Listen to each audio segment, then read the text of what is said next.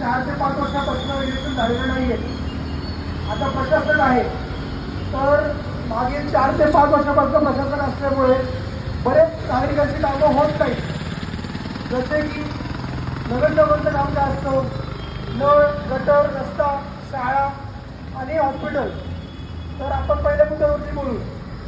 नळ जे आहे तर पाणी जर तुम्ही बघितलं तुमच्या कुठल्याही भागामध्ये, आपल्या पुणे शहरामध्ये किंवा बालेश्वरला किंवा इतर भागामध्ये, तर तिकडं पाणी 1 तास येतं, काही ठिकाणी 40 मिनिटं येतं. आणि आता पाऊस पडतोय, पाऊस जातो येतं, तर पाणी दूषित येते. असं पाणी येते की ते पाणी अक्षरशः जरावर पण दूषित येत आहे. हे पाणी कॉर्पोरेशन माणसांना पाजतंय. हे योग्य आहे का? याचा आवाज कोणतरी आपण उचलला पाहिजे. आपण उचलत पण आहोत. पण प्रशासक असल्यामुळे काही गोष्टी ज्या आहेत प्रशासक ऐकत नाही. आपण त्यांचा पाठपुरावा करतो आणि काही ठिकाणी त्याचा अवसर करतो, पण हे वारंवार होतंय. मागील 4 ते 5 वर्षापासून होते. म्हणून आपण टँकर मुक्त आपल्याला पुणे सुरू करायचं आहे. आता आपण गटावरती येऊ. गटावरती येऊ. तर गटर जे आहे, तुम्ही जर तुमच्या भागात तुमच्या गल्लीत बघितलं तर गटरची लाईन टाकतात. तर ती लाईन समजा तिकडे 1000ची लाईन टाकायची असेल तर तिकडे 300ची टाकतात, तिकडे 600ची टाकतात.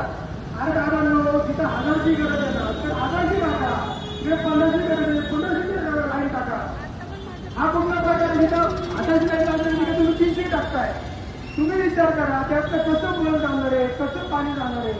हे तर सिंपल गोष्ट आहे ना. ह्याला काय वेगळं सायन्स लागतंय का? हा, तेच काम तुम्ही दरवर्षी काढताय, 3 महिन्याला काढताय, 2 महिन्याला काढताय, कुठेतरी वेगळं लाईन टचअप करताय आणि त्याला गळती करताय. हे पाणी सगळं बाहेर येते. आज तुम्ही कुठल्याही गल्लीत जावा, तुम्हाला पाणी रस्त्यावर दिसेल.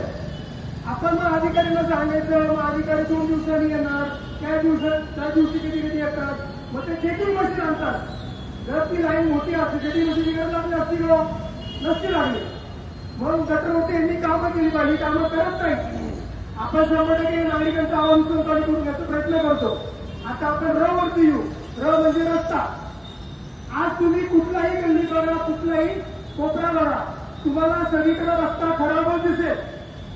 आज अख्ख्या पुणे शहरामध्ये टेंडर निघतात. टेंडर निघण्यामध्ये वॉरंटी असती त्या रस्त्याची. तर तो रस्ता कुठलाही अख्ख्या पुणे शहरामध्ये तुम्हाला वॉरंटीचा भेटणार नाही. तर का भेटणार नाही? समजा आता एक एक्झाम्पल सांगतो. एक रस्ता केलाय, समजा आता वॉरंटी 1 वर्षाची आहे, तर त्या रस्त्याला खड्डा पडल्यावर तर ते रस्ता पूर्णपणे रिपेअर करणार तो कॉन्ट्रॅक्टर. पण ही लोक काय करतात, त्यांची बिली बघत असतील. आता रस्ता केला, त्या बाजूला लगेच चेंबर खोदून टाकायचा, तर वेगळ्या जागी खोदायचं, मग ती वॉरंटी संपली. मग ह्याच्यामध्ये नागरिकांचं नुकसान होतं आणि ही लोक पैसे घेऊन बसतात. मग त्या खात्यामध्ये तुम्ही आमच्यासारखे लोक जीव आपला डोक्यात आणतो. आपण आपले काही लोक दगावतात. ह्याला कारणीभूत कोण आहे? ते मागचे जेवढे पण अधिकारी आहेत ते कारणीभूत आहेत. आता आपण आरोग्यावरती येऊ. आज आपण आपल्या भागात कुठल्या पण जावा तुम्ही, तर तुम्हाला दिसून येईल की एखाद्या सरकारी हॉस्पिटलला आपण गेलो तर मोठी लाईन दिसली तुम्हाला. त्या लाईन लावल्यानंतर ना तुमचा नंबर आला, तो पण डॉक्टर उठून जातो. ते डॉक्टर असेल तर ही मशीन करावे किंवा आमचा स्कॅन करावे किंवा ब्लड टेस्ट नाहीये किंवा ही औषधच नाहीये. आता दादांनो, आपण टॅक्स पेअर आहोत, आपण टॅक्स भरतो, बरोबर टॅक्स भरतो. आपण असं लोकांना वाटत की आपण टॅक्स भरत नाही, तर हे चुकीचं आहे. जन्मलेला मुलगा असो, मुलगी असो, मेलेला माणूस असो, तोपर्यंत आपण टॅक्स भरतो. आपण सायन चालू केला तरी टॅक्स भरतो. हे आपल्या सर्वांच्या लक्षात आहे आणि काही ना काही तुम्ही लक्षात आणून द्या. तर आरोग्य आपला हक्क आहे. तर आरोग्य हे सुधारलं पाहिजे. तिथं 2 मजली बिल्डिंग आहे, तुम्ही तिकडे 5 मजली बिल्डिंग करा ना. हा का करू शकत नाही? तुम्ही तिकडे ओपीडी करा, तुम्ही तिकडं 100 ह्याचा हॉस्पिटलचं बेड करा फ्रीमध्ये. काय करायचं तुम्हाला? काय करता येत नाहीये? सांगा ना. तुम्ही कामं देऊ नका, कामं करा आणि करून दाखवा. यांनी केलेलं आहे आपण करू. तुम्ही आमच्यावरती विश्वास झाला, तुम्ही आमच्यावरती लक्ष द्या आणि समोर तुमचं काम करू. आता आपण येऊ शाळावरती. आज तुम्ही मी स्वतः जन्म माझं वय 35 आहे. मी जन्मलं नसतं काही गव्हर्नमेंटच्या शाळा बघतोय. अशा काही शाळा आहेत तिथं शाळेला टेस्ट नाहीये. पोरं खाली जमिनीवरती बसतात. टीचर नाहीये. एक 4-4 तास एक टीचर आहे. तुम्ही आपल्या बिरोडीला जावा किंवा कातरच्या ठिकाणी जावा.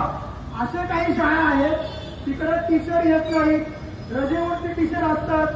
तिकडे टेस्ट नाही. तिकडे काही ठिकाणी लाईट आहे तर लाईटचा प्रकाश कमी. तिकडे बुक्स नाहीये. बुक्स आहेत तर ते बुक्सचं शिकवण्यासाठी जो क्वालिफिकेशन त्या टीचरला पाहिजे त्या क्वालिटीचे टीचर नाही. मग आपल्या गरीब पोरांनी गरीब कसं शिकायचं? आपल्याला शिकायचं नाही का? शिक्षण हे आपलं झालंच पाहिजे आणि हे मुक्त झालं पाहिजे आणि दर्जेदार झालं पाहिजे. तुम्ही आम्ही सर्वांनी आवाज उचलला पाहिजे. आम्ही आवाज उचलतच आहोत. तर तुमची आम्हाला साथ द्या. आम्ही 100% ते करायचा प्रयत्न करू. मी माझे शब्द संपवतो. जय हिंद, जय महाराष्ट्र.